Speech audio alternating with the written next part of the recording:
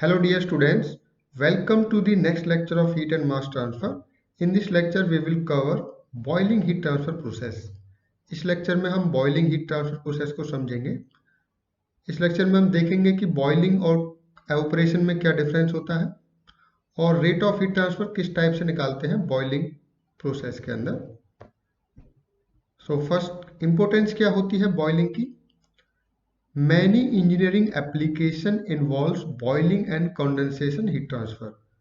बहुत सारी engineering applications ऐसी होती हैं जिसके अंदर बॉइलिंग और कंडेंसेशन हीट ट्रांसफर इन्वॉल्व होता है, जैसे पावर प्लांट्स और एयर कंडीशनिंग डिवाइसेस के अंदर। अब वन बाय वन दोनों एग्जांपल को आपको दिखाते हैं। ये पावर प्लांट्स है, स्टीम पावर प्लांट्स, आपको पता होगा इसके बारे में। तो स्टीम पावर प्लांट्स के अंदर हमारे पास 4 डिवाइसेस होते हैं। टरबाइन होता है, कंडेंसर होता है, पंप होता है और बॉयलर होता है। तो जो मेरा वर्किंग फ्लूइड है वो अपना फेस चेंज करता है। पंप के यहाँ से दिखाते हैं स्टेट 1 पे। स्टेट 1 पे कौन सा फेस है? लिक्विड फेस में है। जो मेरा वर्किंग फ्लूइड है वो लिक्विड फेस में है। अब ये जब बॉयलर में जाएगा तो इसका फेस चेंज होके क्या बन जाएगा? ये वेपर में कन्वर्ट हो जाएगा। तो यहाँ पे कौन सी प्रोसेस हो रही है? Boiling process. बॉयलर के अंदर बॉइलिंग प्रोसेस हो रही है। नेक्स्ट, जब ये वेपर टरबाइन में जाएगा तो इसका टेम्परेचर और प्रेशर डाउन हो जाएगा। उसके बाद ये कंडेंसर में जाता है। तो ये वेपर फेस जब कंडेंसर में जाएगा तो कंडेंस हो जाता है, दैट मीन्स ये लिक्विड में कन्वर्ट हो जाता है। तो यहाँ पर कौन सी प्रोसेस हो रही है? Condensation, that is condensation.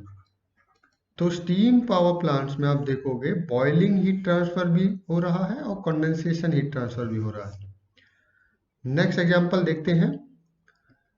Air conditioning device, जैसे एसी होता है या रेफ्रिजरेटर होता है घरों में, उसके अंदर 4 डिवाइसेस होते हैं। One is operator, next expansion valve, condenser and compressor. ये 4 डिवाइस होते हैं।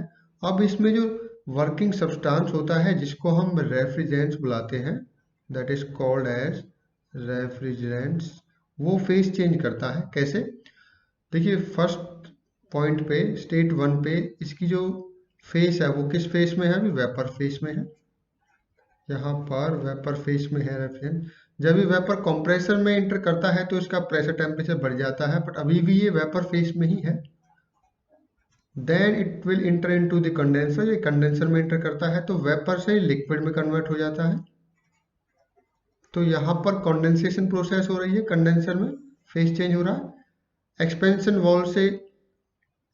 वॉल से इसका प्रेशर डाउन कर देते हैं। तो उसके बाद अभी भी ये लिक्विड फॉर्म में है, still it is in liquid form. Liquid से ये वेपर में कन्वर्ट होता है एवोपरेशन में। तो यहाँ पर कौन सी प्रोसेस हो रही है? एवोपरेशन या बॉइलिंग प्रोसेस हो रही है। तो दोनों एग्जांपल में आपने देखे, पावर प्लांट्स में भी और एयर कंडीशनिंग डिवाइसेस में, दोनों में condensation as well as boiling phenomena हो रहा है। तो इसलिए rate of heat transfer in case of boiling and in case of condensation वो आपको पता होना चाहिए। नेक्स्ट, अब हम देखते हैं कि बॉइलिंग एक्चुअल में होती क्या है और बॉइलिंग और एवोपरेशन में डिफरेंस क्या है। देखिए, बॉइलिंग को अगर नॉर्मली हम डिफाइन करें तो बॉइलिंग एक ऐसी प्रोसेस है जिसमें कोई भी सब्सटेंस लिक्विड से वेपर फेस में जाता है। अब ये काम दोनों में होता है, बॉइलिंग में भी यही होता है, एवोपरेशन में भी यही होता है। एवोपरेशन में भी लिक्विड से वेपर में। तो दोनों में डिफरेंस क्या है? तो पहले डिफरेंस समझते हैं। तो एवोपरेशन को पहले हम डिटेल में पढ़ते हैं कि एवोपरेशन का मतलब क्या है। Evaporation occurs at liquid vapour interface when vapour pressure is less than the saturation pressure of liquid at a given temperature. देखिए, एवोपरेशन एक ऐसी प्रोसेस होती है जो लिक्विड वेपर इंटरफेस पे होती है। अब इसको मैं यहाँ पे समझाता हूँ आपको। मान लीजिए कोई वाटर है 20 डिग्री सेल्सियस पे किसी ग्लास पे रखा हुआ है। अब इसमें जो जो वाटर है जो ग्लास के टच में है, इसको तो बोलते हैं solid liquid interface, solid liquid interface. और जो टॉप है, टॉप का जो टॉप सरफेस है वाटर का, वो किसके साथ है?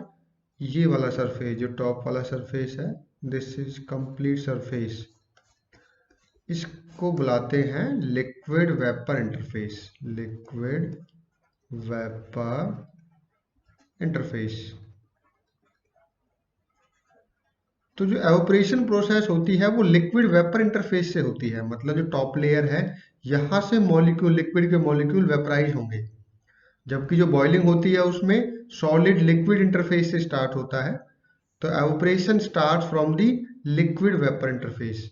अब क्वेश्चन है कि कब होगा एवापोरेशन, कब होती है? जब वेपर प्रेशर की वैल्यू सैचुरेशन प्रेशर से कम हो जाए किसी टेम्परेचर पे, तब एवापोरेशन प्रोसेस स्टार्ट होती है। अब इसको एक एग्जांपल से समझते हैं। मान लीजिए कोई लेक है, कोई तालाब है।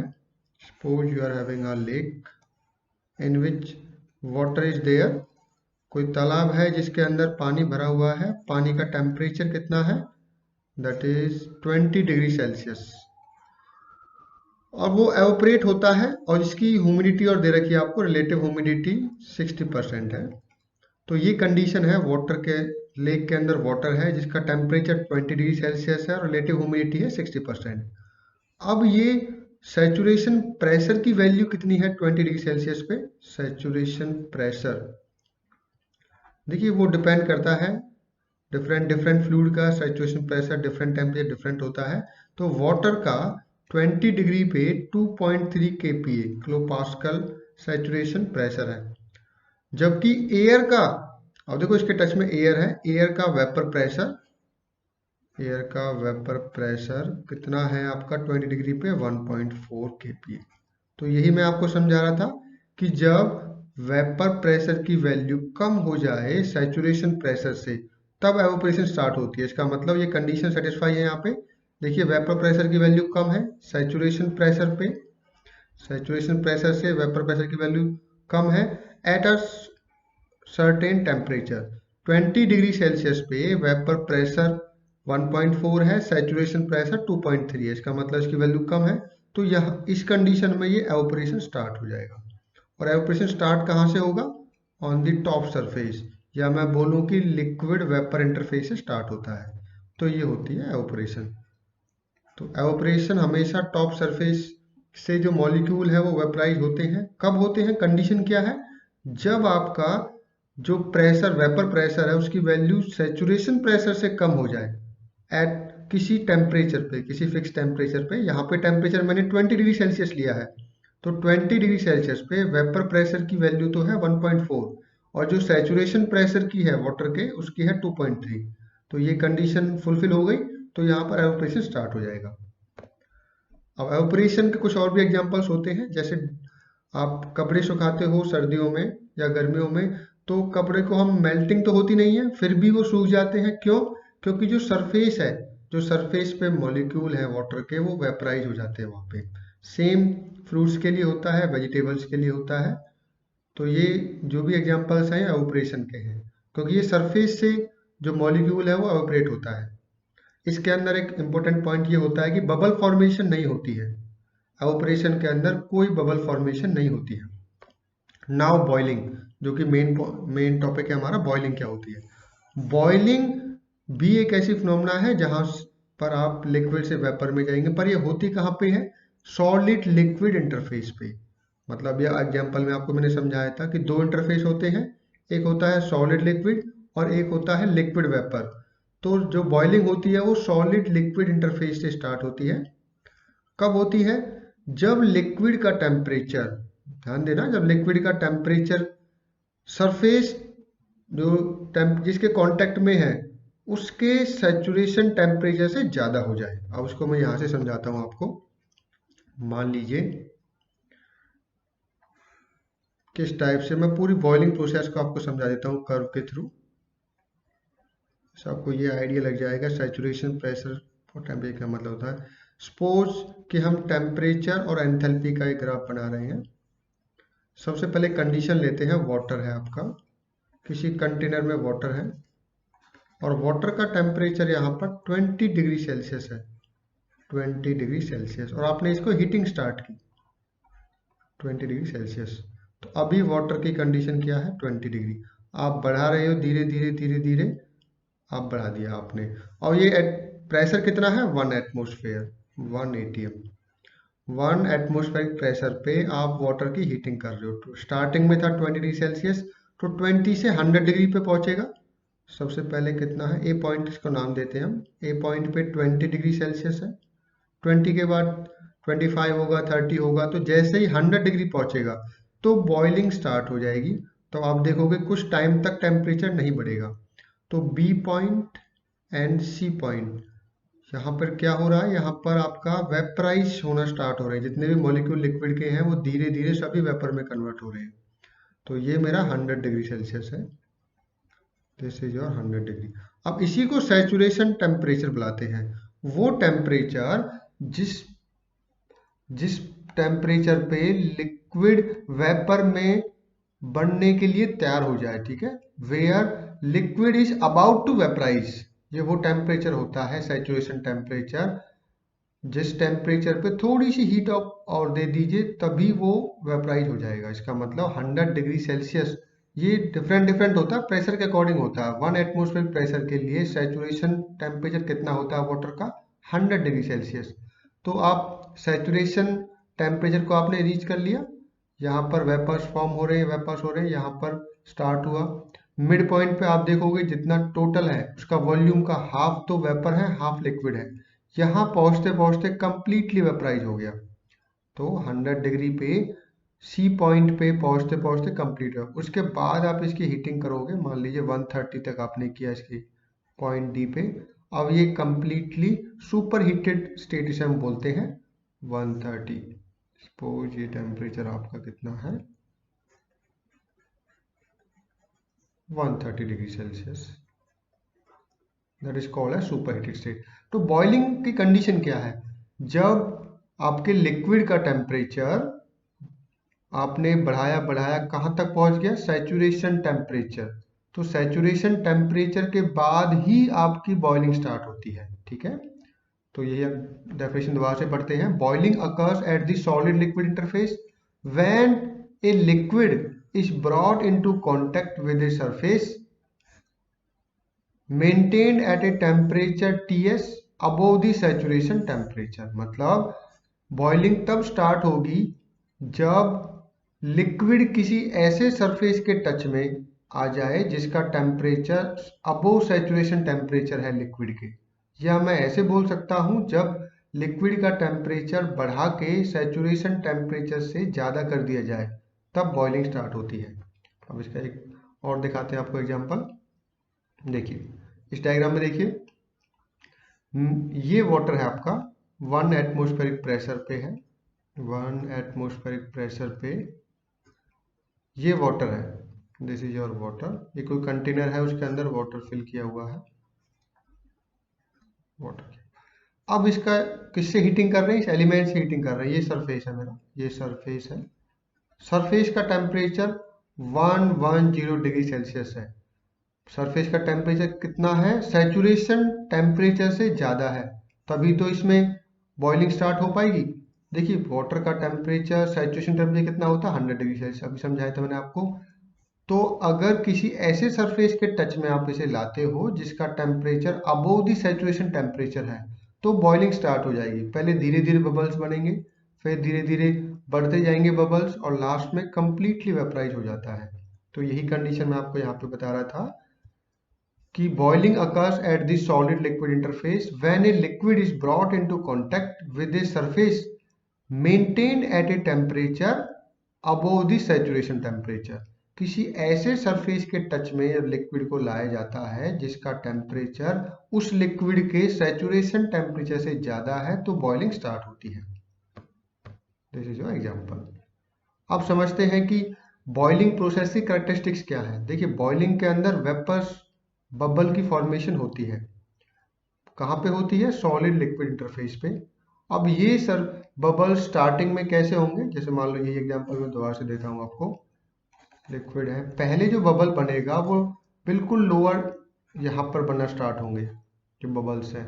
अब यही वेपर धीरे धीरे इनका साइज बढ़ेगा और फिर ये सरफेस को डिटैच कर देंगे, मतलब छोड़ देंगे, और ये कहाँ पर जाने की कोशिश करेंगे, फ्री सरफेस। इसको बुलाते हैं free surface, that is called as free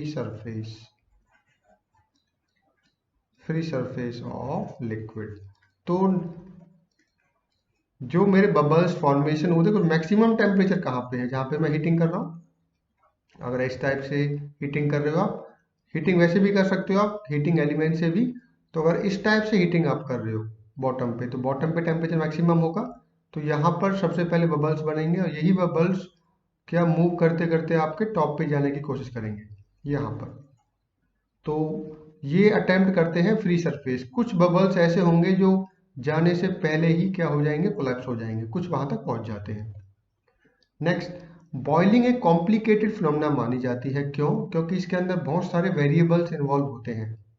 अभी आपको समझाएंगे कौन कौन से वेरिएबल्स हैं।